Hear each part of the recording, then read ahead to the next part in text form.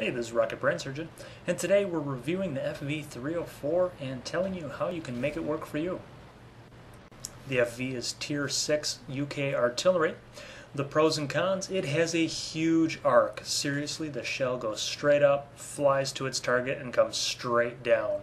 This is a big benefit because the armor of a tank is thinner on top than on the back and sides and front, which means generally more damage. It's a very high speed tank. The downsides are the range. The range is limited to about 450 meters. It has almost no splash at all, meaning you have to do direct hits. The alpha is very low for an HE round at 450, and there's no premium round on the tank. The map is highway, and if you look at the minimap, you can see that my teammate in artillery hasn't really moved at all. He can lob shells, all the way across the map.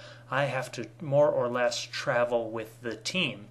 And the strategy for doing this is you want to kind of place a building or a hill in between you and the enemy so they're not in line of sight. You're still pretty close to the enemy, but because of the high arc of the shell, you're really not in any danger because they can't spot you. There's a building or a hill in front of you.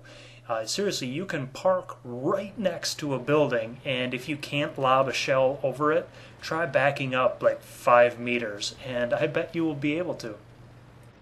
That high arc does come with a price though. It means a longer travel time for your shot. This makes it a little more difficult to lead shots than in other artillery pieces. Overall, I still think it's a net positive for the tank.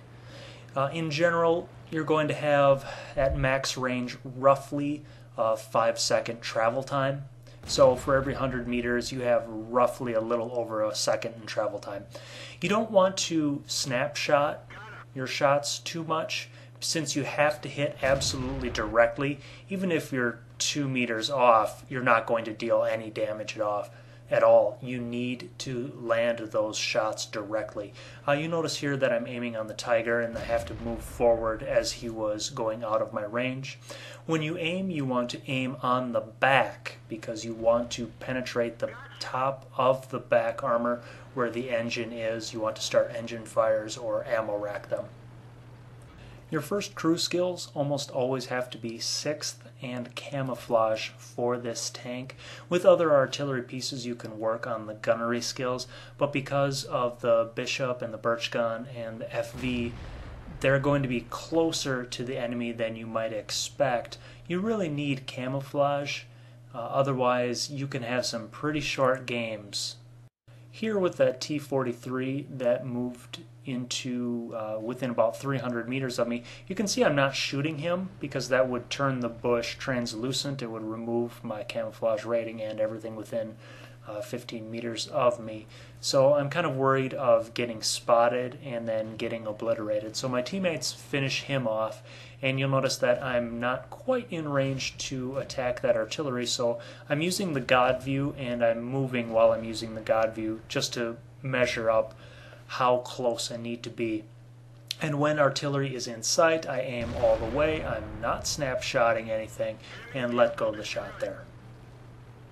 Here I don't want to be in the middle of a field. I actually want to be closer to that ridge because since this thing does shoot straight up and down, I want to take advantage of that and be relatively hidden. Again, I aim towards the back of the tank and I aim in the shot all the way. I don't release the shot early. One of the downsides of the tank is the HE round is relatively small in comparison, and thus it's able to bounce when you would think it shouldn't. So if you aim to the front of the tank as well, it's very, very possible to bounce off of the mantlet.